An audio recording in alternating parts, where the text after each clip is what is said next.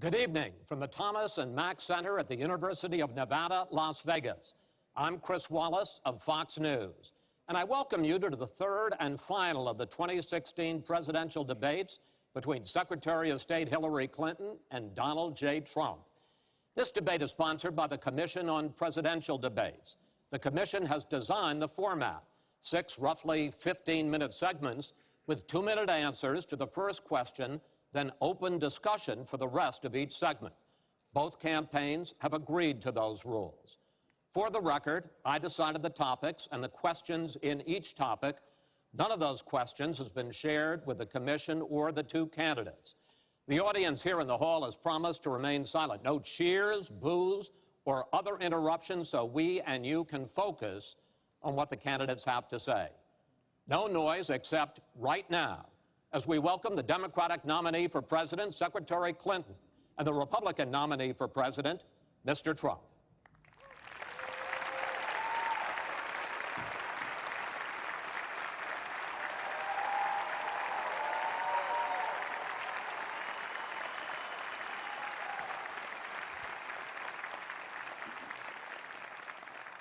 Secretary Clinton, Mr. Trump, welcome. Let's get right to it. The first topic is the Supreme Court. You both talked briefly about the court in the last debate, but I want to drill down on this because the next president will almost certainly have at least one appointment and likely or possibly 2 or 3 appointments, which means that you will, in effect, determine the balance of the court for what could be the next quarter century. First of all, where do you want to see the court take the country? And secondly, what's your view on how the Constitution should be interpreted? Do the founders' words mean what they say, or is it a living document to be applied flexibly according to changing circumstances? In this segment, Secretary Clinton, you go first. You have 2 minutes. Thank you very much, Chris, and thanks to UNLV for hosting us. You know, I think when we talk about the Supreme Court, it really raises the central issue in this election. Namely, what kind of country are we going to be? What kind of opportunities will we provide for our citizens? What kind of rights will Americans have? And I feel strongly that the Supreme Court needs to stand on the side of the American people, not on the side of the powerful, corporations, and the wealthy.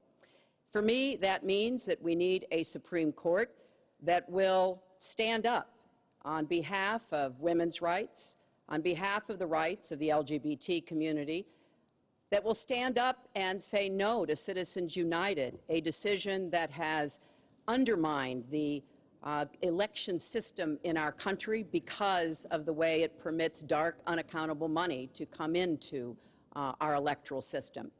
I have major disagreements with my opponent about these issues and others that will be before the Supreme Court. But I feel that at this point in our country's history, it is important that we not reverse marriage equality, that we not reverse Roe v. Wade, that we stand up against Citizens United, we stand up for the rights of people in the workplace, that we stand up and basically say the Supreme Court should represent all of us. That's how I see the court, and the kind of people that I would be looking to nominate to the court would be in the great tradition of standing up to the powerful, standing up on behalf of our rights as Americans. And I look forward to having that opportunity. I would hope that the Senate would do its job and confirm the nominee that President Obama has sent to them. That's the way the Constitution fundamentally should operate. The President nominates, and then the Senate advises and consents or not, but they go forward with the process. Secretary Clinton, thank you. Mr. Trump, same question. Where do you want to see the court take the country, and how do you believe the Constitution should be interpreted? Well, first of all, it's great to be with you, and thank you, everybody. The Supreme Court, it's what it's all about. Our country is it's just so imperative that we have the right justices. Something happened recently where Justice Ginsburg made some very, very inappropriate statements toward me and toward a tremendous number of people, many, many millions of people that I represent. And she was forced to apologize, and apologize she did. But these were statements that should never, ever have been made. We need a Supreme Court that, in my opinion, is going to uphold the Second Amendment and all amendments, but the Second Amendment, which is under absolute siege. I believe if my opponent should win this race, which I truly don't think will happen, we will have a Second Amendment which will be a very, very small replica of what it is right now. But I feel that it's absolutely important that we uphold because of the fact that it is under such trauma. I feel that the justices that I am going to appoint, and I've named 20 of them, the justices that I'm going to appoint will be pro-life. They will have a conservative bent. They will be protecting the Second Amendment. They are great scholars in all cases, and they're people of tremendous respect. They will interpret the Constitution the way the founders wanted it interpreted, and I believe that's very, very important. I don't think we should have justices appointed that decide what they want to hear. It's all about the Constitution and so important, the Constitution the way it was meant to be. And those are the people that I will appoint. Mr. Trump, thank you. We now have about 10 minutes for an open discussion. I want to focus on two issues that, in fact, by the justices that you name, could end up changing the existing law of the land. First is one that you mentioned, Mr. Trump, and that is guns. Secretary Clinton, you said last year, and let me quote, "The Supreme Court is wrong on the Second Amendment." And now, in fact, in the 2008 Heller case, the court ruled that there is a constitutional right to bear arms, but a right that is reasonably limited. Those were the words of the judge, Antonin Scalia, who wrote the decision. What's wrong with that? Well, first of all, I support the Second Amendment. I lived in Arkansas for 18 wonderful years. I represented upstate New York. I understand and respect the tradition of gun ownership. It goes back to the founding of our country. But I also believe that there can be and must be reasonable regulation. Because I support the Second Amendment doesn't mean that I want people who shouldn't have guns to be able to threaten you, kill you or members of your family. And so when I think about what we need to do, we have 33,000 people a year who die from guns. I think we need comprehensive background checks, need to close the online loophole, close the gun show loophole. There's other matters that I think are sensible, that are the kind of reforms that would make a difference, that are not in any way conflicting with the Second Amendment. You mentioned the Heller decision, and what I was saying that you referenced, Chris, was that I disagreed with the way the court applied the Second Amendment in that case, because what the District of Columbia was trying to do was to protect toddlers from guns. And so they wanted people with guns to safely store them. And the court didn't accept that reasonable regulation, but they've accepted many others. So I see no conflict between saving people's lives and defending the Second Amendment. Let me bring Mr. Trump in here. The Bipartisan Open Debate Coalition got millions of votes on questions to ask here, and this was, in fact, one of the top questions that they got. How will you ensure the Second Amendment is protected? You just heard Secretary Clinton's answer. Does she persuade you that while you may disagree on regulation, that in fact she supports a Second Amendment right to bear arms? Well, the D.C. versus Heller decision was very strongly, and she was extremely angry about it. I watched. I mean, she was very, very angry when upheld. And Justice Scalia was so involved, and it was a well-crafted decision. But Hillary was extremely upset, extremely angry, and people that believe in the Second Amendment and believe in it very strongly were very upset with what she had to say. Well, let me bring in Secretary Clinton. Were you extremely upset? Well, I was upset because, unfortunately, dozens of toddlers injure themselves, even kill people with guns, because, unfortunately, not everyone who has loaded guns in their homes takes appropriate precautions. But there's no doubt that I respect the Second Amendment, that I also believe there's an individual right to bear arms. That is not in conflict with sensible, common sense regulation. And You know, look, I understand that Donald's been strongly supported by the NRA. The gun lobby's on his side. They're running millions of dollars of ads against me. And I regret that, because what I would like to see is for people to come together and say, of course, we're going to protect and defend the Second Amendment, but we're going to do it in a way that tries to save some of these 33,000 lives that we lose every year. Let me bring Mr. Trump back into that, because, in fact, you oppose any limits on assault weapons, any limits on high-capacity magazines. You support a national right-to-carry law. Why, sir? Well, let me just tell you, before we go any further, in Chicago, which has the toughest gun laws in the United States, probably you could say by far, they have more gun violence than any other city.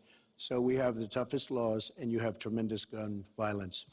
I am a very strong supporter of the Second Amendment, and I don't know if Hillary was saying it in a sarcastic manner, but I'm very proud to have the endorsement of the NRA, and it's the earliest endorsement they've ever given to anybody who ran for president. So I'm very honored by all of that. We are going to appoint justices. This is the best way to help the Second Amendment. We are going to appoint justices that will feel very strongly about the Second Amendment, that will not do damage to the Second Amendment.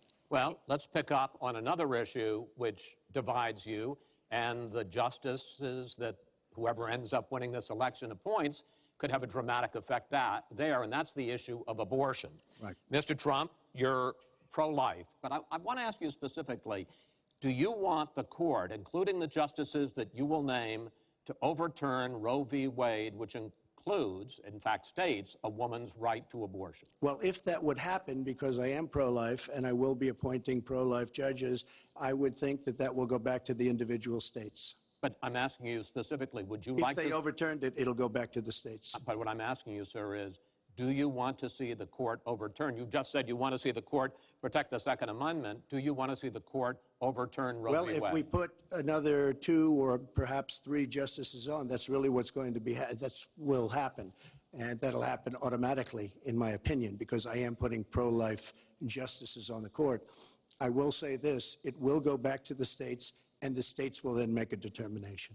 Secretary Clinton. Well, I strongly support Roe v. Wade, which guarantees a constitutional right to a woman to make the most intimate, most difficult in many cases, decisions about her health care that one can imagine.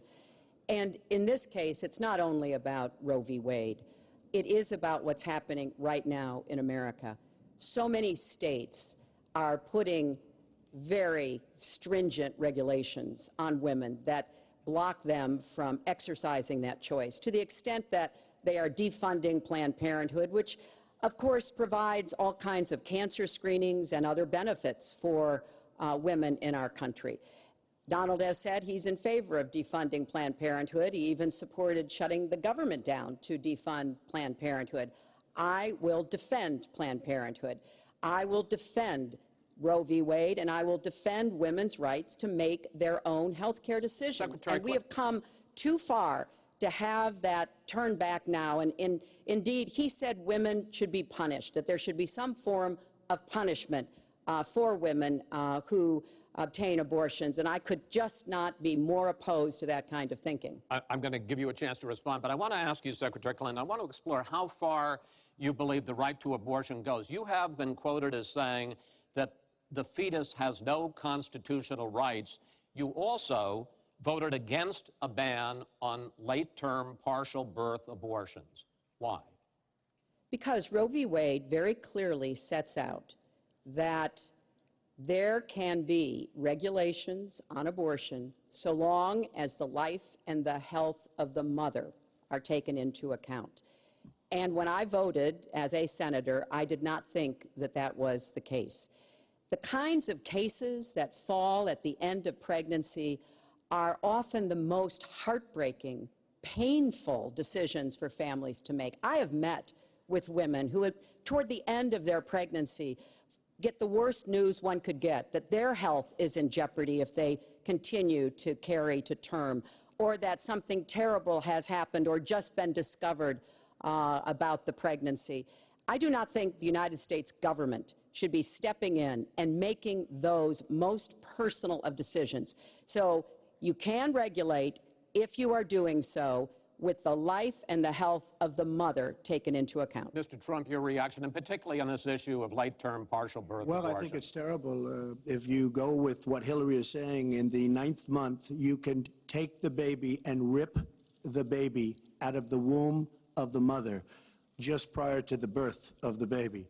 Now, you can say that that's okay, and Hillary can say that that's okay, but it's not okay with me. Because based on what she's saying and based on where she's going and where she's been, you can take the baby and rip the baby out of the womb in the 9th month on the final day. And that's not acceptable. Well, that is not what happens in these cases. And using that kind of scare rhetoric is just terribly unfortunate. You should meet with some of the women that I've met with, women I've known over the course of my life. This is one of the worst possible choices that any woman and her family has to make. And I do not believe the government should be making it. You know, I've had the great honor of traveling across the world on behalf of our country. I've been to countries where governments either forced women to have abortions like they used to do in China, or forced women to bear children like they used to do in Romania. And I can tell you the government has no business in the decisions that women make with their families in accordance with their faith, with medical advice, and I will stand up for that right. All right. But just briefly, I want to move on to another honestly, segment. Nobody has business doing what I just said, doing that as late as 1 or 2 or 3 or 4 days prior to birth. Nobody has that. All right. Let's move on to the subject of immigration. And there is almost no issue that separates the two of you more than the issue of immigration. Actually, there are a lot of issues that separate the two of you. Mr. Trump, you want to build a wall. Secretary Clinton, you have offered no specific plan for how you want to secure our southern border. Mr. Trump, you are calling for major deportations. Secretary Clinton, you say that within your first 100 days as president, you're going to offer a package that includes a pathway to citizenship. The question really is, why are you right and your opponent wrong? Mr. Trump, you go first in this segment. You have 2 minutes. Well, first of all, she wants to give amnesty, which is a disaster and very unfair to all of the people that are waiting in line for many, many years. We need strong borders. In the audience tonight, we have 4 mothers of, I mean, these are unbelievable people that I've gotten to know over a period of years whose children have been killed, brutally killed by people that came into the country illegally. You have thousands of mothers and fathers and relatives all over the country. They're coming in illegally. Drugs are pouring in through the border. We have no country if we have no border. Hillary wants to give amnesty. She wants to have open borders. The border secure, as you know, the Border Patrol agents, 16,500 plus ICE last week, endorsed me. First time they've ever endorsed a candidate. It means their job is tougher, but they know what's going on. They know it better than anybody. They want strong borders. They feel we have to have strong borders. I was up in New Hampshire the other day. The biggest complaint they have, it's with all of the problems going on in the world, many of the problems caused by Hillary Clinton and by Barack Obama, all of the problems, their single biggest problem is heroin that pours across our southern borders, just pouring and destroying their youth. It's poisoning the blood of their youth and plenty of other people. We have to have strong borders. We have to keep the drugs out of our country. Right now, we're getting the drugs, they're getting the cash. We need strong borders. We need we cannot give amnesty. Now, I want to build the wall. We need the wall. The Border Patrol, ICE, they all want the wall. We stop the drugs. We shore up the border. One of my first acts will be to get all of the drug lords, all of the bad ones. We have some bad, bad people in this country that have to go out. We're going to get them out. We're going to secure the border. And once the border is secured, at a later date, we'll make a determination as to the rest. But we have some bad hombres here, and we're going to get them out. Mr. Trump, thank you. Same question to you, Secretary Clinton. Basically, why are you right and Mr. Trump is wrong? Well, as he was talking, I was thinking about a young girl I met here in Las Vegas, Carla, who was very worried that her parents might be deported because she was born in this country, but they were not. They work hard. They do everything they can to give her a good life. And you're right. I don't want to rip families apart. I don't want to be sending parents away from children. I don't want to see the deportation force that Donald has talked about in action in our country. We have 11 million undocumented people. They have 4 million American citizen children, 15 million people. He said as recently as a few weeks ago in Phoenix that every undocumented person would be subject to deportation. Now, here's what that means. It means you would have to have a massive law enforcement presence, where law enforcement officers would be going school to school, home to home, business to business, rounding up people who are undocumented. And we would then have to put them on trains, on buses to get them out of our country. I think that is an idea that is not in keeping with who we are as a nation. I think it's an idea that would rip our country apart. I have been for border security for years. I voted for border security in the United States Senate. And my comprehensive immigration reform plan, of course, includes border security. But I want to put our resources where I think they're most needed, getting rid of any violent person, anybody who should be deported. We should deport them. When it comes to the wall that Donald talks about building, he went to Mexico. He had a meeting with the Mexican president, didn't even raise it. He choked, and then got into a Twitter war because the Mexican president said, we're not paying for that wall. So I think we are both a nation of immigrants and we are a nation of laws, and that we can act accordingly. And that's why I'm introducing comprehensive immigration reform within the first 100 days with a path to citizenship. Thank you, Secretary Clinton. I want to follow up. I think I should respond to that. First of all, I had a very good meeting with the president of Mexico, very nice man. We will be doing very much better with Mexico on trade deals, believe me. The NAFTA deal signed by her husband is one of the worst deals ever made of any kind, signed by anybody. It's a disaster. Hillary Clinton wanted the wall. Hillary Clinton fought for the wall in 2006 or thereabouts. Now, she never gets anything done, so naturally the wall wasn't built. But Hillary Clinton wanted the wall. Well, let me. We are a country of laws. And by the way, no, wait. I'd like to hear from. I'd like to hear from Secretary Clinton. I voted for border security, and there are some limited places where that was appropriate. There also is necessarily going to be new technology and how best to deploy that. But it is clear when you look at what Donald has been proposing. He started his campaign bashing immigrants, calling Mexican immigrants rapists and criminals and drug dealers, that he has a very different view about what we should do to deal with immigrants. Now, what I am also arguing is that bringing undocumented immigrants out from the shadows, putting them into the formal economy will be good, because then employers can't exploit them and undercut Americans' wages. And Donald knows a lot about this. He used undocumented labor to build the Trump Tower. He underpaid undocumented workers, and when they complained, he basically said what a lot of employers do. You complain, I'll get you deported. I want to get everybody out of the shadows, get the economy working, and not let employers like Donald exploit undocumented workers, which hurts them but also hurts American workers. Mr. Trump. President Obama has moved millions of people out. Nobody knows about it. Nobody talks about it. But under Obama, millions of people have been moved out of this country. They've been deported. She doesn't want to say that, but that's what's happened, and that's what's happened big league. As far as moving these people out and moving, we either have a country or we don't. We're a country of laws. We either have a border or we don't. Now, you can come back in and you can become a citizen, but it's very unfair. We have millions of people that did it the right way. They're online, they're waiting. We're going to speed up the process, big league, because it's very inefficient.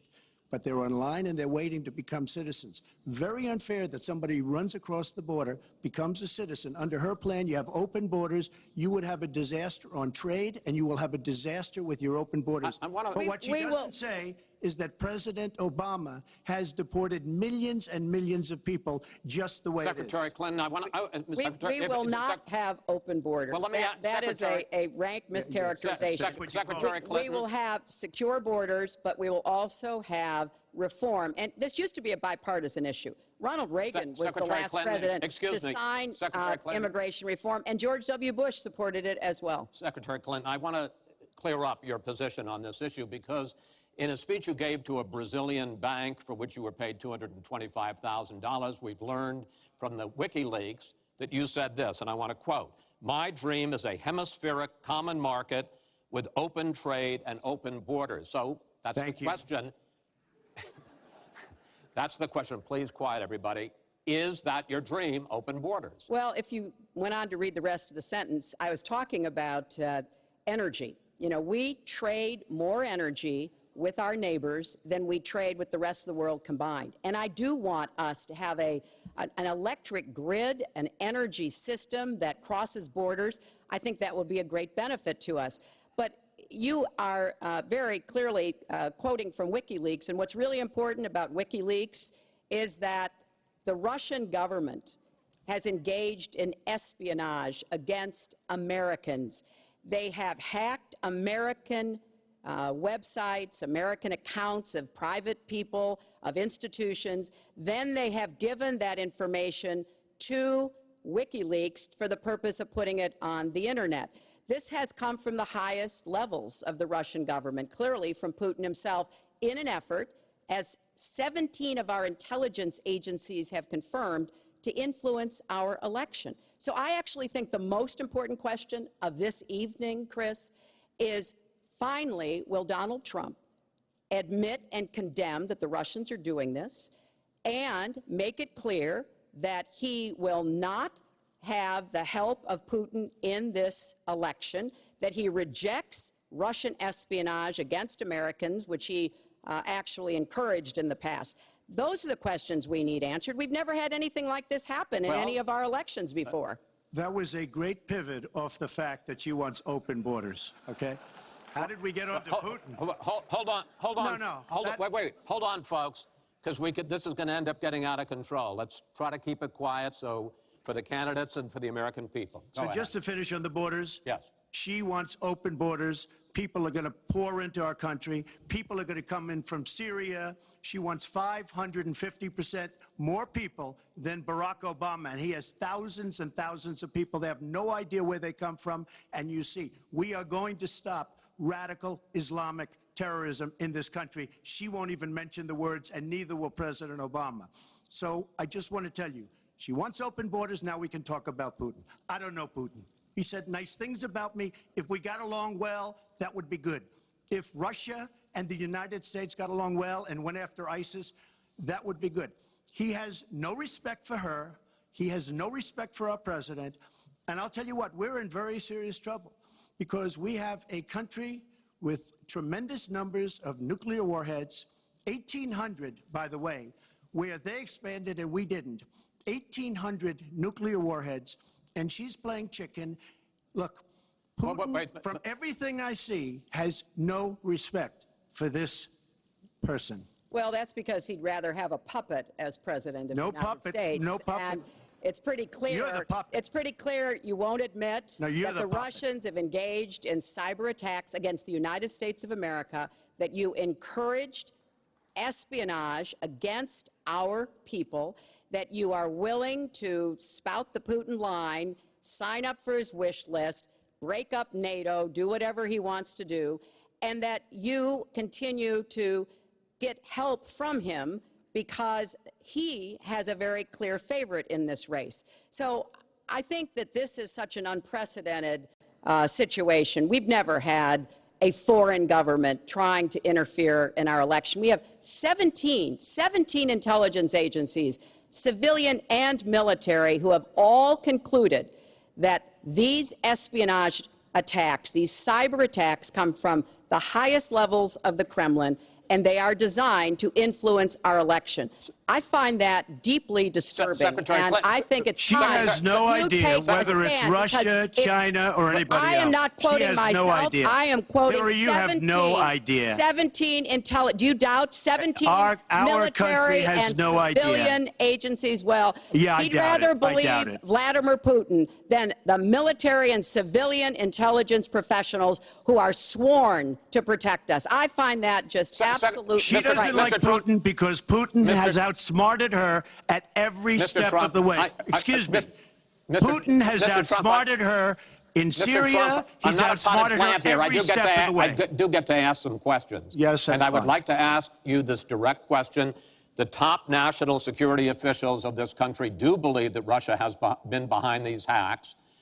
Even if you don't know for sure whether they are, do you condemn any interference by Russia in the American election? By Russia or anybody else. You condemn their interference? Of course I condemn. Of course I can. I don't know Putin. I have no I'm not idea. I'm asking I you, never met Putin. This is not my best friend. But if the United States got along with Russia, wouldn't be so bad. Let me tell you, Putin has outsmarted her and Obama at every single step of the way, whether it's Syria, no, you name it, missiles. Take a look at the startup that they signed. The Russians have said, according to many, many reports, I can't believe they allowed us to do this. They create warheads and we can't. The Russians can't believe it. She has been outsmarted by Putin, and all you have to do is look at the Middle East. They've taken over. We've spent $6 trillion. They've taken over the Middle East.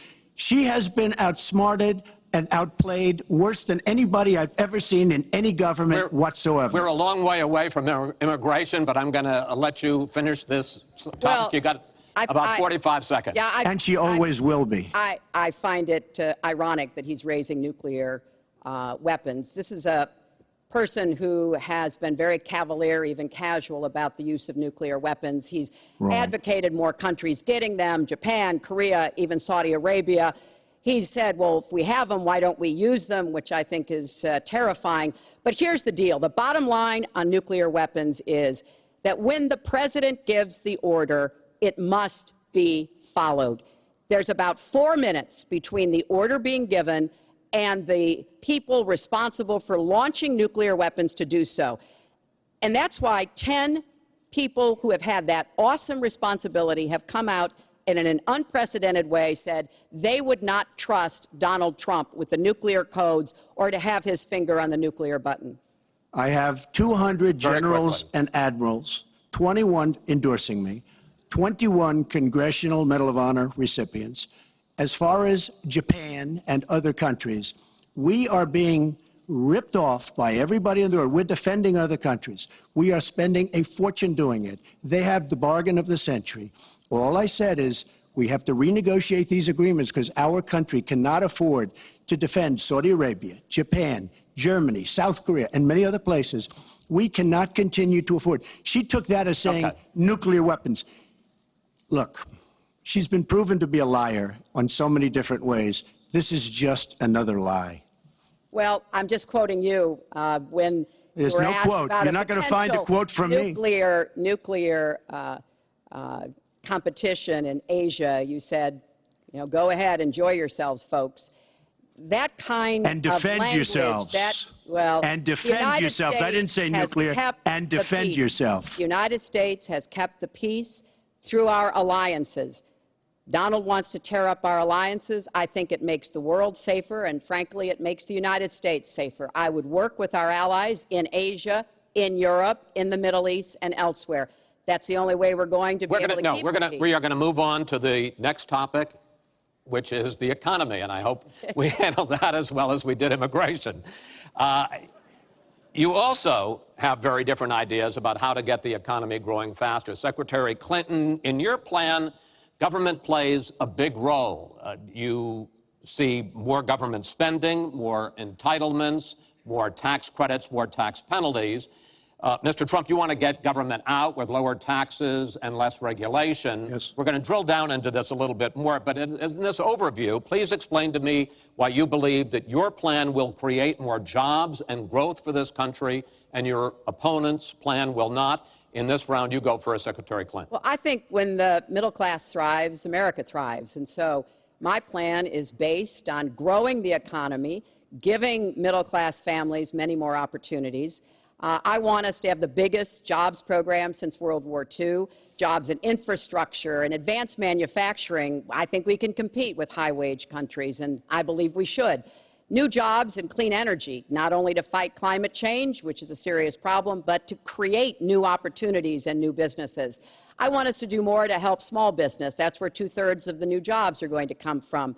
I want us to raise the national minimum wage because people who live in poverty should not, who work full-time should not still be in poverty. And I sure do want to make sure women get equal pay for the work we do.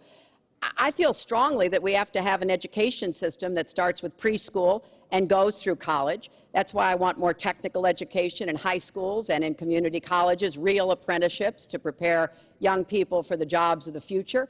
I want to make college debt-free, and for families making less than $125,000, you will not get a tuition bill from a public college or university if the plan that I worked on with Bernie Sanders is enacted. And we're going to work hard to make sure that it is, because we are going to go where the money is. Most of the gains in the last years since the Great Recession have gone to the very top. So we are going to have the wealthy pay their fair share. We're going to have corporations make a contribution greater than they are now to our country.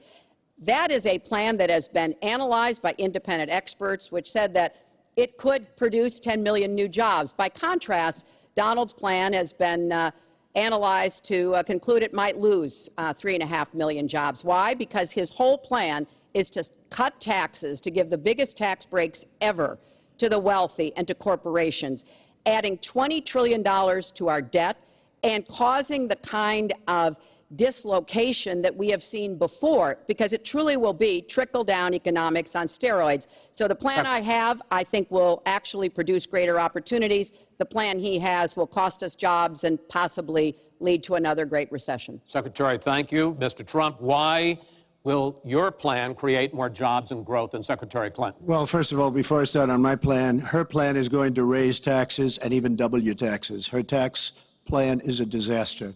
And she can say all she wants about college tuition, and I'm a big proponent. We're going to do a lot of things for college tuition, but the rest of the public's going to be paying for it. We will have a massive, massive tax increase under Hillary Clinton's plan. But I'd like to start off where we left, because when I said Japan and Germany, and I'm not to single them out, but South Korea, these are very rich, powerful countries. Saudi Arabia, nothing but money. We protect Saudi Arabia. Why aren't they paying? She immediately, when she heard this, I questioned it. And I questioned NATO. Why aren't the NATO questioned? Why aren't they paying? Because they weren't paying. Since I did this was a year ago, all of a sudden they're paying. And I've been given a lot of credit for it. All of a sudden they're starting to pay up. They have to pay up. We're protecting people. They have to pay up. And I'm a big fan of NATO, but they have to pay up. She comes out and said, we love our allies. We think our allies are great. Well, it's awfully hard to get them to pay up when you have somebody saying, we think how great they are. We have to tell Japan in a very nice way. We have to tell Germany, all of these countries, South Korea, we have to say, you have to help us out. We have, during his regime, during President Obama's regime, we've doubled our national debt. We're up to $20 trillion. So my plan, we're going to renegotiate trade deals. We're going to have a lot of free trade. We're going to have free trade, more free trade than we have right now. But we have horrible deals. Our jobs are being taken out by the deal that her husband signed, NAFTA, one of the worst deals ever. Our jobs are being sucked out of our economy. You look at all of the places that I just left. You go to Pennsylvania, you go to Ohio, you go to Florida, you go to any of them. You go upstate New York. Our jobs have fled to Mexico and other places. We're bringing our jobs back. I am going to renegotiate NAFTA. And if I can't make a great deal, then we're going to terminate NAFTA and we're going to create new deals. We're going to have trade, but we're going to terminate it. We're going to make a great trade deal. And if we can't, we're going to do it. We're going to go a separate way, because it has been a disaster. We are going to cut taxes massively. We're going to cut business taxes massively. They're going to start hiring people. We're going to bring the $2.5 trillion that's offshore back into the country. We are going to start the engine rolling again, because right now our country is dying at 1% GDP. Well, let me translate that if I can, Chris, because you can't. The fact is he's going to advocate for the largest tax cuts we've ever seen, 3 times more than the tax cuts under the Bush administration.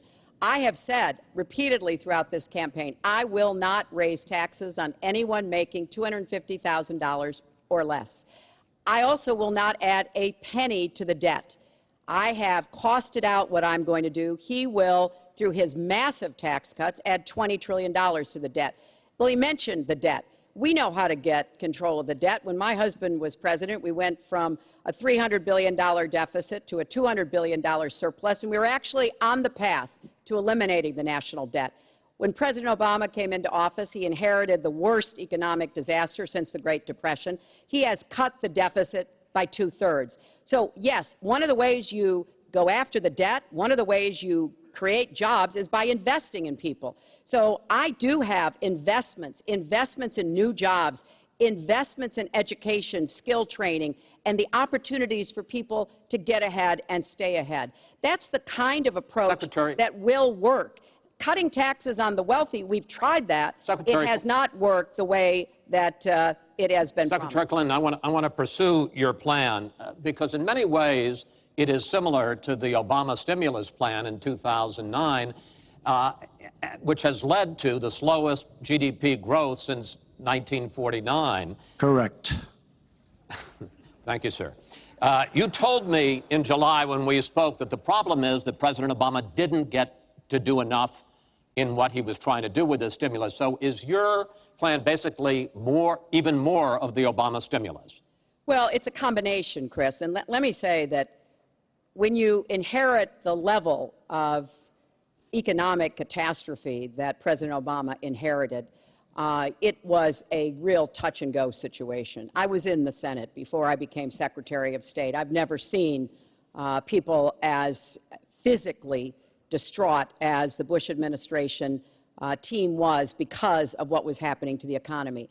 I personally believe that the steps that President Obama took saved the economy. He doesn't get the credit he deserves for taking some very hard positions. But it was a terrible recession. So now we've dug ourselves out of it. We're standing, but we're not yet running. So what I am proposing is that we invest from the middle out and the ground up, not the top down. That is not going to work. That's why what I have put forward doesn't add a penny to the debt, but it is the kind of approach that will enable more people to take those new jobs, higher paying jobs. We're beginning to see some increase in incomes, and we certainly have had a long string of increasing jobs. We've got to do more to get the whole economy moving, and that's what I believe I will be able to do. Mr. Trump, even conservative economists who have looked at your plan say that the numbers don't add up, that your idea, and you've talked about 25 million jobs created, 4% over a 10-year period growth, is unrealistic. And they say, you talk a lot about growing the energy industry, they say with oil prices as low as they are right now, that's unrealistic as well. Your response? So I just left some high representatives of India. They're growing at 8%. China is growing at 7%, and that for them is a catastrophically low number. We are growing. Our last report came out, and it's right around the 1% level, and I think it's going down. Last week, as you know, at the end of last week, they came out with an anemic jobs report, a terrible jobs report. In fact, I said, is that the last jobs report before the election? Because if it is, I should win easily. It was so bad. The report was so bad. Look, our country is stagnant. We've lost our jobs. We've lost our businesses. We're not making things anymore, relatively speaking. Our product is pouring in from China, pouring in from Vietnam, pouring in from all over the world. I've visited so many communities. This has been such an incredible education for me, Chris. I've gotten to know so many. I've developed so many friends over the last year, and they cry when they see what's happened. I passed factories that were thriving 20, 25 years ago, and because of the bill that her husband signed and she blessed 100%, it is just horrible what's happened to these people in these communities. Now, she can say that her husband did well, but boy, did they suffer as NAFTA kicked in, because it didn't really kick in very much, but it kicked in after they left. Boy, did they suffer. That was one of the worst things that's ever been signed by our country. Now she wants to sign Trans-Pacific Partnership, and she wants it. She lied when she said she didn't call it the gold standard in one of the debates. She totally lied. She did call it the gold standard, and they actually fact-checked, and they said I was right. I was so honored. I want to give you a chance to briefly speak to that, and then I want to pivot to 1/6 and that of the will be economy, as bad as NAFTA. which is Obamacare. But go ahead, briefly. First, let me say, number one, when I saw the final agreement for TPP, I said I was against it. It didn't meet my tests. I've had the same tests. Does it create jobs, raise incomes, and further our national security? I'm against it now. I'll be against it after the election. I'll be against it when I'm president. There's only one of us on this stage who's actually shipped jobs to Mexico, because that's Donald. He's shipped jobs to 12 countries, including Mexico. But he mentioned China. And, you know, one of the biggest problems we have with China is the illegal dumping of steel and aluminum into our markets. I have fought against that as a senator. I've stood up against it as Secretary of State. Donald has bought Chinese steel and aluminum. In fact, the Trump hotel right here in Las Vegas was made with Chinese steel. So he goes around with crocodile tears about how terrible it is, but he has given jobs to Chinese steel workers, not American steel workers. Mr. Trump? That's the kind of approach that is just not going to work. We're going to pull the country together. We're going to have trade agreements that we enforce. That's why I'm going to have a trade prosecutor for the first time in history, and we're going to enforce those agreements, and we're going to look for businesses to help us by buying American products. I ask a simple question. She's been doing this for 30 years. Why the hell didn't you do it over the last 15, 20 years? You were very much involved. Excuse me. My turn. You were very much involved in every aspect of this country. Very much. And you do have experience. I'd say the one thing you have over me is experience, but it's bad experience because what you've done has turned out badly. For 30 years, you've been in a position to help. And if you say that I use steel or I use something else, I make it impossible for me to do that. I wouldn't mind. The problem is you talk, but you don't get anything done, Hillary. You don't. Just like when you ran the State Department, $6 billion was missing. How do you miss $6 billion? You ran the State Department. $6 billion was either stolen, they don't know. It's gone. $6 billion. If you become president, this country is going to be in some mess, believe me. Well, first of all, what he just said about the State Department is not only untrue, it's been debunked numerous times. But I think it's really an important issue. He raised the 30 years of experience. So let me just talk briefly about that. You know, back in the 1970s, I worked for the Children's Defense Fund, and I was taking on discrimination against African-American kids in schools. He was getting sued by the Justice Department for racial discrimination in his apartment buildings. In the 1980s, I was working to reform the schools in Arkansas. He was borrowing $14 million from his father to start his businesses. In the 1990s, I went to Beijing, and I said women's rights are human rights.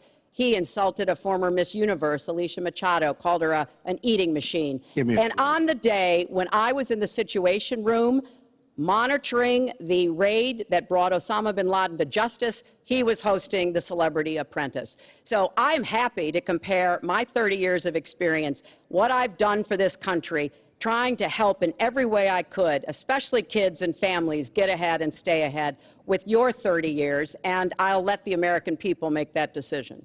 Well, I think I did a much better job. I built a massive company, a great company, some of the greatest assets anywhere in the world. Worth many, many billions of dollars. I started with a $1 million loan. I agree with that. It's a $1 million loan, but I built a phenomenal company. And if we could run our country the way I've run my company, we would have a country that you would be so proud of. You would even be proud of it. And frankly, when you look at her real record, take a look at Syria, take a look at the migration, take a look at Libya, take a look at Iraq. She gave us ISIS because her and Obama created this huge vacuum. And a small group came out of that huge vacuum because we should have never been in Iraq, but once we were there, we should have never got out the way they wanted to get out. She gave us ISIS as sure as you are sitting there. And what happened is now ISIS is in 32 countries. And now I listen how she's going to get rid of ISIS. She's going to get rid of nobody. All right, we are going to get to foreign hotspots in a few moments, but the next segment is fitness to be president of the United States. Mr. Trump, at the last debate, you said your talk about grabbing women was just that, talk, and that you'd never actually done it. And since then, as we all know, 9 women have come forward and said that you either groped them or kissed them without their consent. Why would so many different women from so many different circumstances over so many different years, why would they all in this last couple of weeks make up, you deny this, why would they all make up these stories? And since this is a question for both of you, Secretary Clinton, Mr. Trump says what your husband did and that you defended was even worse. Mr. Trump, you go first. Well, first of all, those stories have been largely debunked. Those people, I don't know those people. I have a feeling how they came. I believe it was her campaign that did it. Just like if you look at what came out today on the clips, where I was wondering what happened with my rally in Chicago and other rallies where we had such violence. She's the one in Obama that caused the violence. They hired people, they paid them $1,500, and they're on tape saying, be violent, cause fights, do bad things. I would say the only way, because those stories are all totally false, I have to say that. And I didn't even apologize to my wife, who's sitting right here, because I didn't do anything. I didn't know any of these women. I didn't see these women. These women, the woman on the plane, the woman, I think they want either fame or her campaign did it. And I think it's her campaign, because when I saw what they did, which is a criminal act, by the way, where they're telling people to go out and start fistfights and start violence. And I'll tell you what, in particular in Chicago, people were hurt and people could have been killed in that riot. And that was now all on tape, started by her. I believe, Chris, that she got these people to step forward. If it wasn't, they get their 10 minutes of fame. But they were all totally, it was all fiction. It was lies and it was fiction. Well, Secretary Clinton. At the last debate, we heard Donald talking about what he did to women. And after that, a number of women have come forward saying that's exactly what he did to them. Now, what was his response? Well, he held a number of big rallies where he said that he could not possibly have done those things to those women because they were not attractive enough for I did not them say to be that. assaulted. I did not say that. In fact, he went on to say... Her 2 minutes, sir, her 2 minutes. But did not say that. It's her 2 minutes. He went on to say, look at her. I don't think so. About another woman, he said, that wouldn't be my first choice. He attacked the woman reporter writing the story, called her disgusting, as he has called a number of women during this campaign. You know, Donald thinks belittling women makes him bigger. He goes after their dignity, their self-worth, and I don't think there is a woman anywhere who doesn't know what that feels like. So we now know what Donald thinks and what he says and how he acts toward women. That's who Donald is. I think it's really up to all of us to demonstrate who we are and who our country is, and to stand up and be very clear about what we expect from our next president, how we want to bring our country together, where we don't want to have the kind of pitting of people one against the other, where instead we celebrate our diversity, we lift people up, and we make our country even greater. America is great because America is good. And it really is up to all of us to make that true now and in the future, and particularly for our children and our grandchildren. Mr. Trump. Nobody has more respect for women than I do. Nobody. Nobody has more respect. Please, everybody. And frankly, those stories have been largely debunked. And I really want to just talk about something slightly different. She mentions this, which is all fiction, all fictionalized, probably or possibly started by her and her very sleazy campaign. But I will tell you, what isn't fictionalized are her emails, where she destroyed 33,000 emails criminally, after getting a subpoena from the United States Congress. What happened to the FBI? I don't know. We have a great general, four-star general, today, you read it in all the papers, going to potentially serve 5 years in jail for lying to the FBI. One lie. She's lied hundreds of times to the people, to Congress, and to the FBI. He's going to probably go to jail. This is a four-star general. And she gets away with it, and she can run for the presidency of the United States. That's really what you should be talking about, not fiction, where somebody wants fame or where they come out of her crooked campaign. Secretary Clinton. Well, every time Donald is pushed on something which is obviously uncomfortable, like what these women are saying, he immediately goes to denying responsibility. And it's not just about women. He never apologizes or says he's sorry for anything. So we know what he has said and what he's done to women. But he also went after a disabled reporter, mocked and mimicked him on national television. He went after Mr. and Mrs. Khan, the parents of a young man who died serving our country, a Gold Star family because of their religion. He went after John McCain, a prisoner of war, said he prefers people who aren't captured. He went after a federal judge born in Indiana, but who Donald said couldn't be trusted to try the fraud and racketeering case against Trump University because his parents were Mexican. So it's not one thing. This is a pattern of divisiveness, of a very dark and in many ways dangerous vision of our country, where he incites violence, where he applauds people who are pushing and pulling and punching at his rallies. That is not who America is. And I hope that as we move in the last weeks of this campaign, more and more people will understand what's at stake in this election. It really does come down to what kind of country we are going to have. So sad when she talks about violence at my rallies, and she caused the violence. It's on tape. The other things are false, but honestly, I'd love to talk about getting rid of ISIS, and I'd love to talk about other things. Okay. But those other charges, as she knows, are false. In this bucket about fitness to be president, there's been a lot of developments over the last 10 days since the last debate.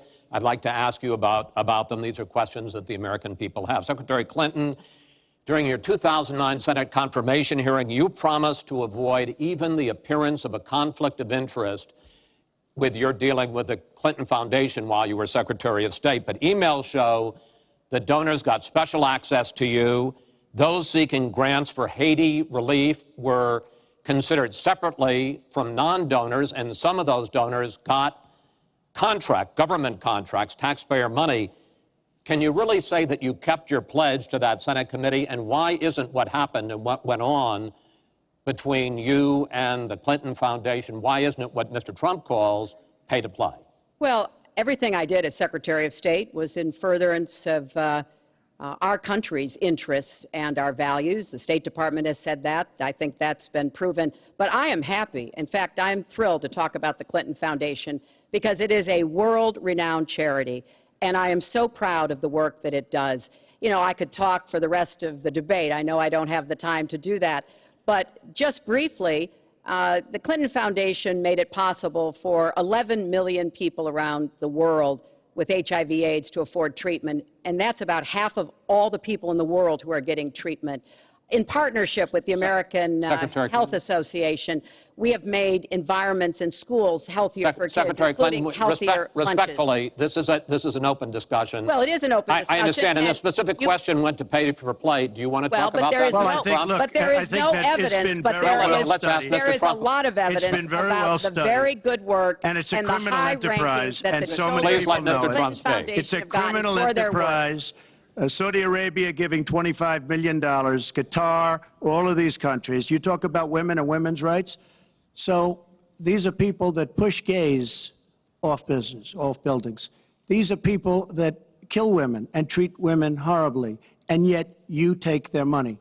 So I'd like to ask you right now, why don't you give back the money that you've taken from certain countries that treat certain groups of people so horribly? Why don't you give back the money? I think it would be a great gesture, because she takes a tremendous amount of money, and you take a look at the people of Haiti. I was at a little Haiti the other day in Florida, and I want to tell you, they hate the Clintons, because what's happened in Haiti with the Clinton Foundation is a disgrace. And you know it, and they know it, and everybody knows Secretary Clinton. Well, very quickly, we at the Clinton Foundation spend 90% of all the money that is donated on behalf of programs of people around the world and in our own country. I'm very proud of that. We have the highest rating from the watchdogs that follow foundations, and I'd be happy to compare what we do with the Trump Foundation, which took money from other people and bought a 6-foot portrait of Donald. I mean, who does that? It just was astonishing. But when it comes to Haiti, Haiti is the poorest country in our hemisphere. The earthquake and the hurricanes, it has devastated Haiti. Bill and I have been involved in trying to help Haiti for many years. The Clinton Foundation raised $30 million to help Haiti after the catastrophic earthquake and all of the terrible problems the people there had. We've done things to help small businesses, agriculture, and so much else. And we're going to keep working to help Haiti because it's an important part of the American They don't want you to help them anymore. I'd like to mention one thing. Trump Foundation, small foundation. People contribute. I contribute. The money goes 100% goes to different charities, including a lot of military.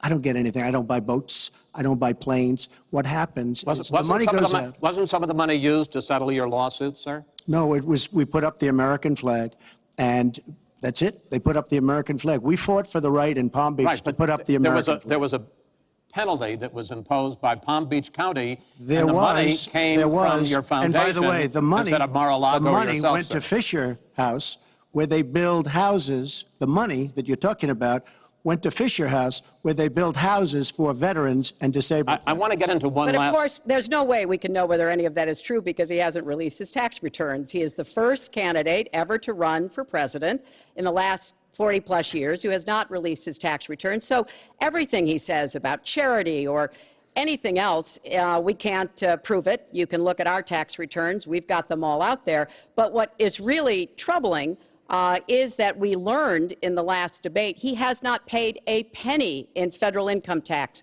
And we were talking about immigrants a few minutes ago, Chris.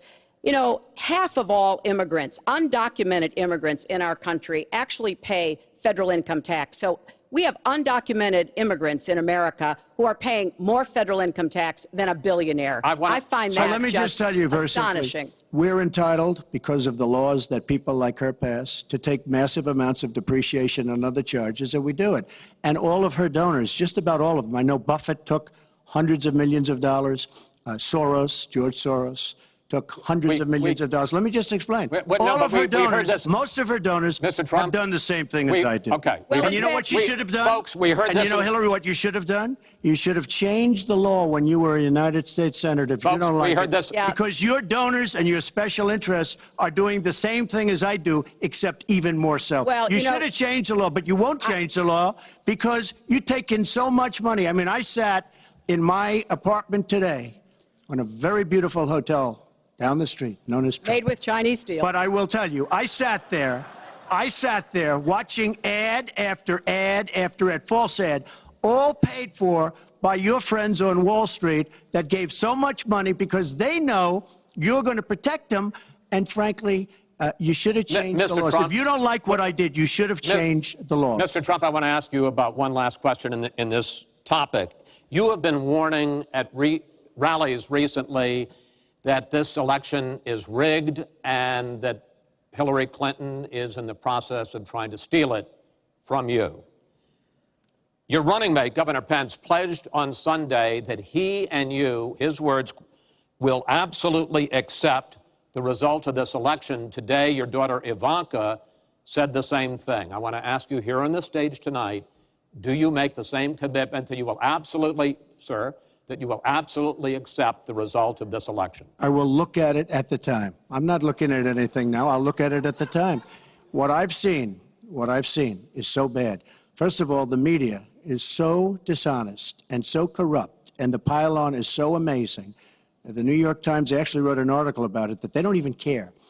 It's so dishonest, and they've poisoned the minds of the voters. But unfortunately for them, I think the voters are seeing through it. I think they're going to see through it. We'll find out on November 8th, but I think they're going to see through it. But, sir, if you look, excuse me, Chris, if you look at your voter rolls, you will see millions of people that are registered to vote. Millions. This isn't coming from me. This is coming from Pew Report and other places. Millions of people that are registered to vote that shouldn't be registered to vote. So let me just give you one other thing. So I talk about the corrupt media. I talk about the millions of people. Tell you one other thing. She shouldn't be allowed to run. She's guilty of a very, very serious crime. She should not be allowed to run. And just in that respect, I say it's rigged. Because she should never, Chris, she should never have been allowed to run for the presidency based on what she did with emails and so many other things. But, sir, there is a tradition in this country. In fact, one of the prides of this country is the peaceful transition of power, and that no matter how hard fought a campaign is, that at the end of the campaign, that the loser concedes to the winner. Not saying that you're necessarily going to be the loser or the winner, but that the loser concedes to the winner and that the country comes together in part for the good of the country.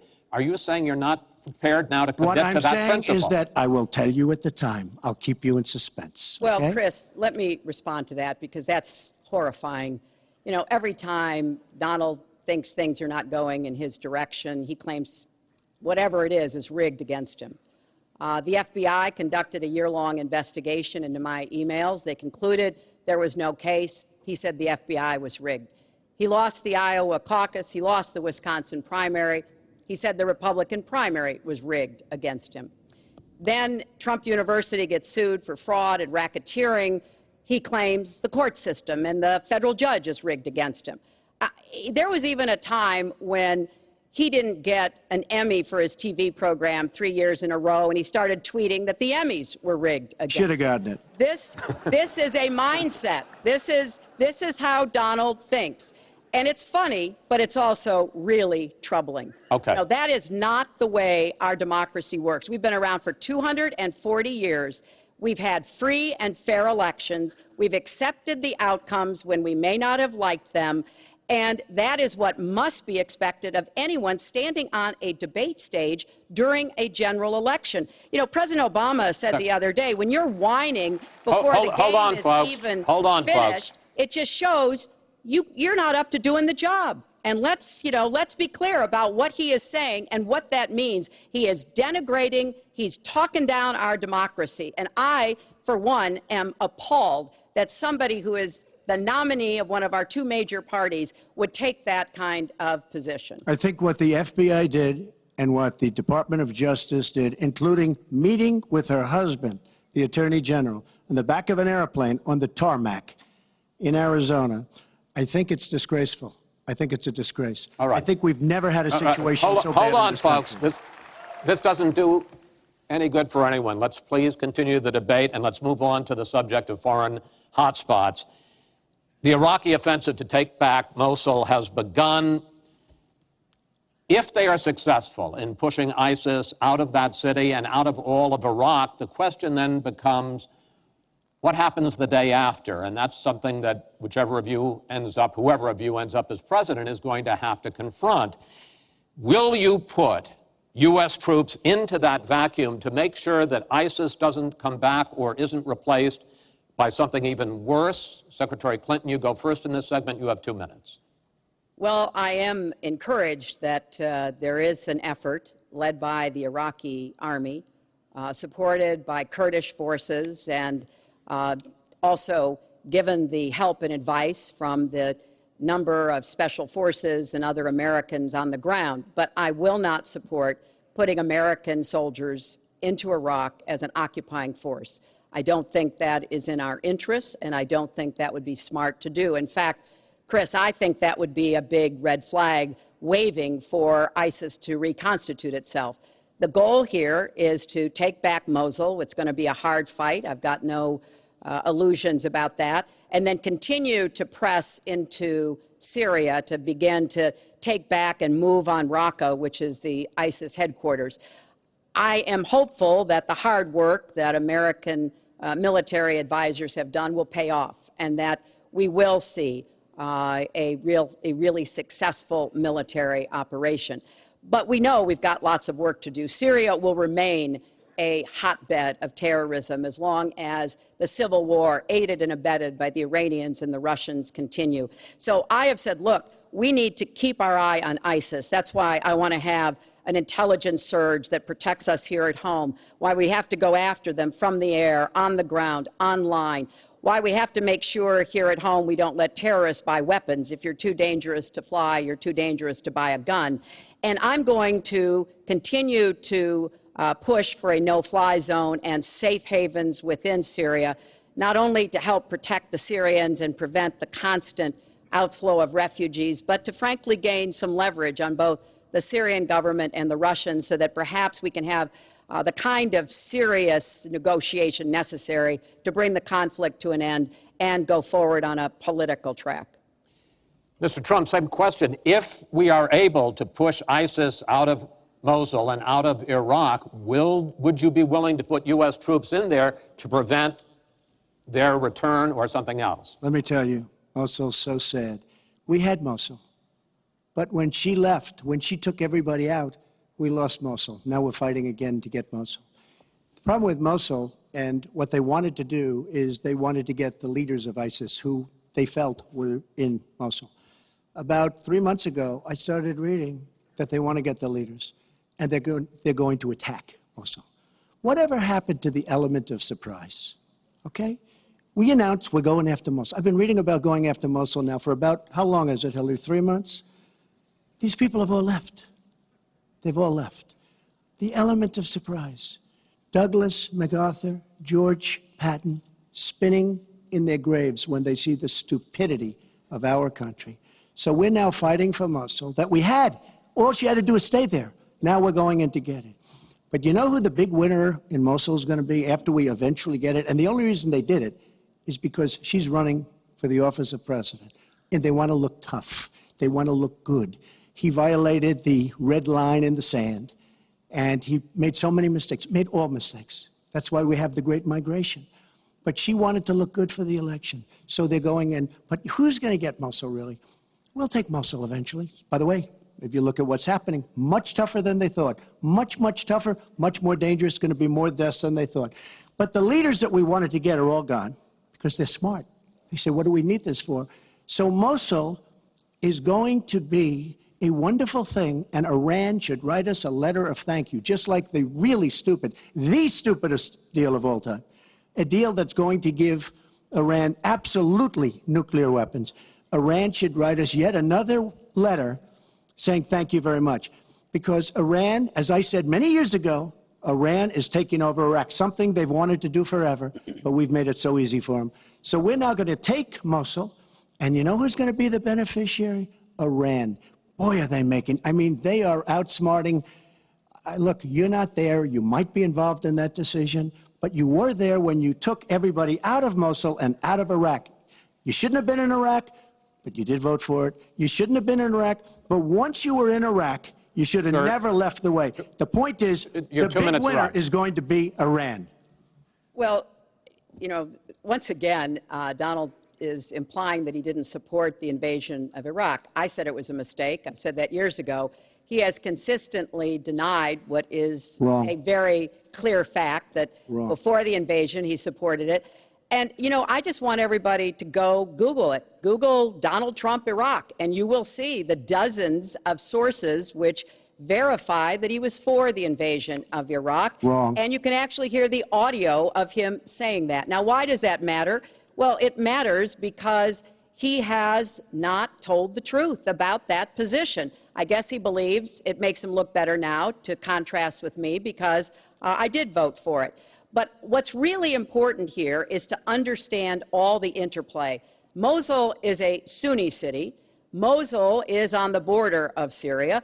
And yes, we do need to go after Baghdadi, and just like we went after bin Laden while you were doing Celebrity Apprentice, and we brought him to justice. We need to go after the leadership, but we need to get rid of them, get rid of their fighters. They're estimated several thousand fighters in Mosul. They've been digging underground. They've been prepared to defend. It's going to be tough fighting, but I think we can take back Mosul, and then we can move on into Syria and take back Raqqa.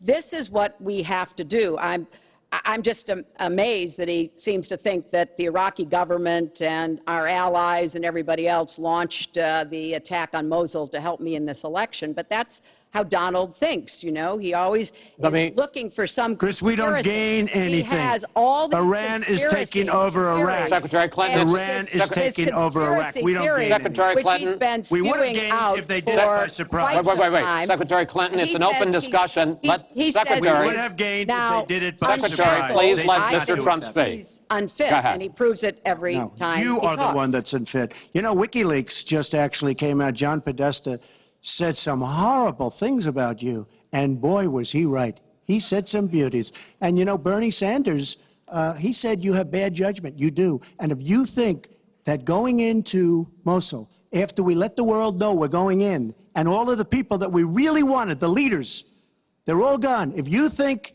that was good, then you do. Now, John Podesta said you have terrible instincts. Bernie Sanders said you have bad judgment. I agree with both. Well, you should ask Bernie Sanders who he's supporting for president, and he has said, which is as a big he has mistake. campaigned for me around the country, you are the most dangerous person to run for president in the modern history of America. I think he's right. Let's turn to Aleppo. Mr. Trump, in the last debate, you were both asked about the situation in the Syrian city of Aleppo, and I want to follow up on that because you said several things in that debate which were not true, sir. You said that Aleppo has basically fallen. In fact, there are. It's a catastrophe. It is a catastrophe, but there are a quarter. Have you seen it? Have you seen it?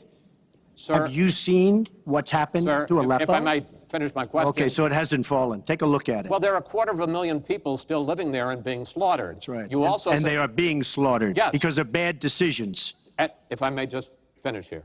And you also said that Syria and Russia are busy fighting ISIS. In fact, they have been the ones who've been bombing and shelling eastern Aleppo, and they just announced a humanitarian pause, in effect admitting that they have been bombing and shelling Aleppo. Would you like to clear that up, sir? Well, Aleppo is a disaster. It's a humanitarian nightmare, but it has fallen from any standpoint. I mean, what do you need, a signed document? Take a look at Aleppo. It is so sad when you see what's happened.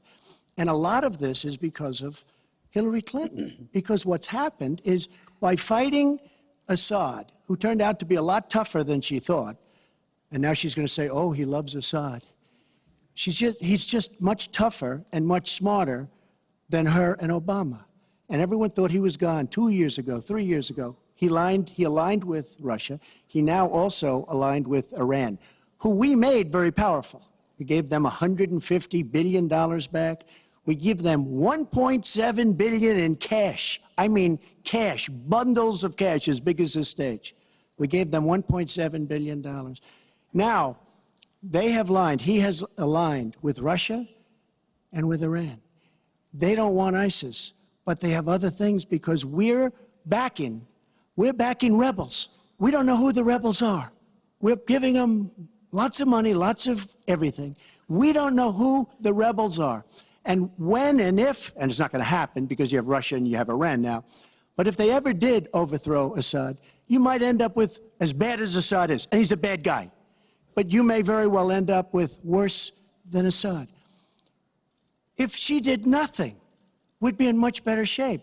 And this is what's caused the Great Migration, where she's taken in tens of thousands of Syrian refugees who probably, in many cases, not probably, who are definitely, in many cases, ISIS-aligned, and we now have them in our country, and wait till you see, this is going to be the great Trojan horse, and wait till you see what happens in the coming years. Lots of luck, Hillary. Thanks a lot for doing a great job.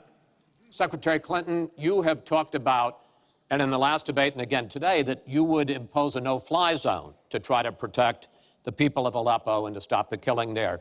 President Obama has refused to do that because he fears it's going to draw us closer or deeper into the conflict. And General Joseph Dunford, the chairman of the Joint Chiefs of Staff, says, you impose a no-fly zone, chances are you're going to get into a war, his words, with Syria and Russia. So the question I have is, if you impose a no-fly zone, first of all, how do you respond to their concerns? Secondly, if you impose a no-fly zone and a Russian plane violates that, does President Clinton shoot that plane down? Well, Chris, first of all, I think a no-fly zone could save lives and could hasten the end of the conflict. I am well aware of the really legitimate concerns that you have expressed from both the president and the general. This would not be done just on the first day. This would take a lot of negotiation. It would also take making it clear to the Russians and the Syrians that our purpose here was to provide safe zones on the ground. We've had millions of people leave Syria, and those millions of people inside Syria who've been dislocated.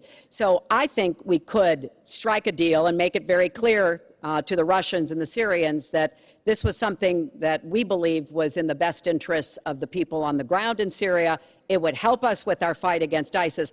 But I want to respond to what Donald said about refugees. He's made these claims repeatedly. I am not going to let anyone into this country who is not vetted, who we do not have confidence in, but I am not going to slam the door on women and children. That picture of that little 4-year-old boy in Aleppo with the blood coming down his face while he sat in an ambulance is haunting. And so we are going to do very careful, thorough vetting. That does not solve our internal challenges with ISIS and our need to stop radicalization, to work with American Muslim communities who are on the front lines to identify and prevent attacks. In fact, the killer of the dozens of people at the nightclub in Orlando, the Pulse nightclub, was born in Queens, the same place Donald was born. So let's be clear about what the threat is and how we are best going to be able to meet it. And yes, some of that threat emanates from over in Syria and Iraq, and we've got to keep fighting, and I will defeat ISIS, and some of it is we have to up our game and be much smarter here Folks, at home. I want to get into our final segment. But I just have to, it's so quick. ridiculous she will defeat ISIS. We should have never let ISIS happen in the first place. And right now they're in 32 countries. Okay. You should have never. Wait 1 second. They had a ceasefire 3 weeks ago. A ceasefire, United States, Russia, Syria. And during the ceasefire, Russia took over vast swatches of land. And then they said, we don't want the ceasefire anymore. We are so outplayed on missiles, on ceasefires. They are outplayed. Now, she wasn't there. I assume she had nothing to do with it. But our country is so outplayed by Putin and Assad and, by the way, and by Iran. Nobody can believe how stupid our leadership is. Mr. Trump, Secretary Clinton, no, we need to move on to our final segment, and that is the national debt, which has not been discussed until tonight. Our national debt as a share of the economy, our GDP, is now 77%. That's the highest since just after World War II. But the nonpartisan Committee for a Responsible Federal Budget says, Secretary Clinton, under your plan, debt would rise to 86% of GDP over the next 10 years. Mr. Trump, under your plan, they say it would rise to 105% of GDP over the next 10 years. Question is, why are both of you ignoring this problem? Mr. Trump, you go first. Well, I say they're wrong because I'm going to create tremendous jobs. And we're bringing GDP from really 1%, which is what it is now. And if she got in, it'll be less than 0. But we're bringing it from 1% up to 4%. And I actually think we can go higher than 4%. I think you can go to 5 or 6%. And if we do, you don't have to bother asking your question because we have a tremendous machine. We will have created a tremendous economic machine once again. To do that, we're taking back jobs. We're not going to let our companies be raided by other countries where we lose all our jobs. We don't make our product anymore. It's very sad. But I'm going to create the kind of a country that we were from the standpoint of industry. We used to be there. We've given it up. We've become very, very sloppy. We've had people that are political hacks making the biggest deals in the world, bigger than companies. You take these big companies, these trade deals are far bigger than these companies. And yet we don't use our great leaders, many of whom back me and many of whom back Hillary, I must say. But we don't use those people. Those are the people, these are the greatest negotiators in the world. We have the greatest business people in the world. We have to use them to negotiate our trade deals. We use political hacks. We use people that get the position because they made a campaign contribution. And they're dealing with China and people that are very much smarter than they are. So we have to use our great people. But with that being said, we will create an economic machine, the likes of which we haven't seen in many decades. And people, Chris, will again go back to work, and they'll make a lot of money, and we'll have companies that will grow and expand and start from new. Secretary Clinton. Well, first, when I hear Donald talk like that and know that his slogan is "Make America Great Again," I wonder when he thought America was great. And before he rushes and says, you know, before you and President Obama were there, I think it's important to recognize that he has been criticizing our government for decades. You know, back in 1987, he took out a $100,000 ad in the New York Times during the time when President Reagan was president, and basically said exactly what he just said now, that we were the laughing stock of the world. He was criticizing President Reagan. This is the way Donald thinks about himself, puts himself into, the middle and says, I alone can fix it, as he said on the convention stage. But if you look at the debt, which is the issue you asked about, Chris, I pay for everything I'm proposing. I do not add a penny to the national debt. I take that very seriously because I do think it's one of the issues we've got to come to grips with. So when I talk about how we're going to pay for education, how we're going to invest in infrastructure, how we're going to get the cost of prescription drugs down, and a lot of the other issues that people talk to me about all the time, I've made it very clear we are going where the money is. We are going to ask the wealthy and corporations to pay their fair share.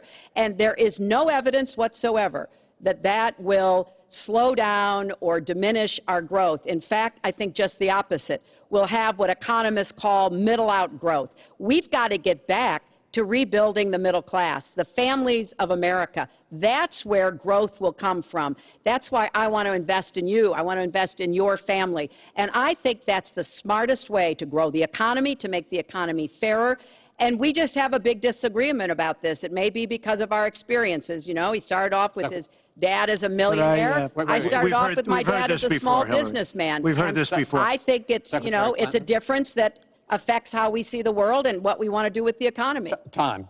Thank you, Hillary. Could I just respond? Well, no. Because sir, I because did we're running out of disagree with time. Ronald Reagan very strongly on trade. I disagreed with him. We should have been much tougher on trade even then. I've been waiting for years. Nobody does it right. And frankly, now we're going to do it right. All right.